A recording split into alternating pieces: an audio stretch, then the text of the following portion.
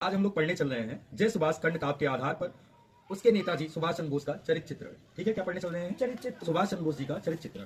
तो श्री विनोद चंद पांडे विनोद द्वारा रचित जय सुभाष नामक खंड काव्य स्वतंत्रता संग्राम के महान सेनानी नेताजी सुभाष चंद्र बोस के त्याग, देशभक्ति एवं बलिदान पूर्ण जीवन की गाथा प्रस्तुत करता है।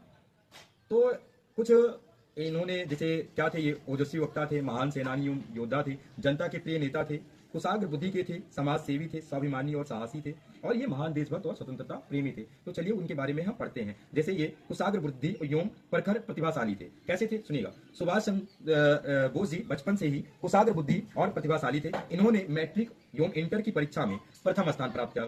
ठीक है, और विलायत मतलब विदेश जाकर इन्होंने ICS की परीक्षा उत्तीर्ण की। कौन सी परीक्षा उत्तीर्ण की?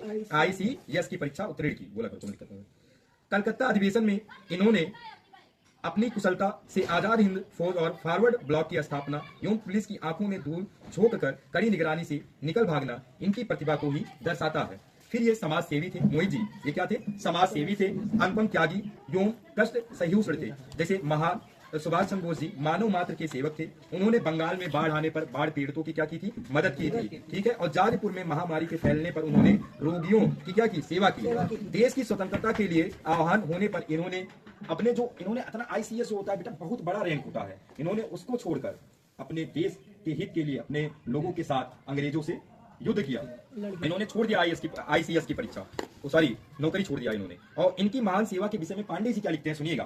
कहते हैं, दुखी जनों का कष्ट कभी वह नहीं देख सकते थे और दोस्तों की सेवा करने में वह न कभी थकते थे। पांडे जी ने बहुत अच्छी लाइन लिखी है। क्या लिखा है? कहते हैं, दुखी जनों का कष्ट कभी वह नहीं देख सकते थे और दोस्तों की सेवा करने में वह न कभी थकते थे।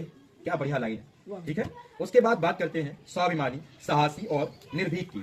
तो हमें कुशाग्र बुद्धि और समाज सेवी से तो पता ही चल गया होगा कि कितने स्वाभिमानी थे। नेताजी इतने स्वाभिमानी थे कि एक बार इनके क्लास में बैठे थे और इनके प्रोफेसर थे, उनका नाम था बेटा आर्टेन प्रोफेसर का नाम था। उन्होंने भारत के खिलाफ कुछ चीजें बोली, हिंदुस्तान के खिलाफ ऐसी चीजें बोली जो नहीं बोलनी चाहिए थी।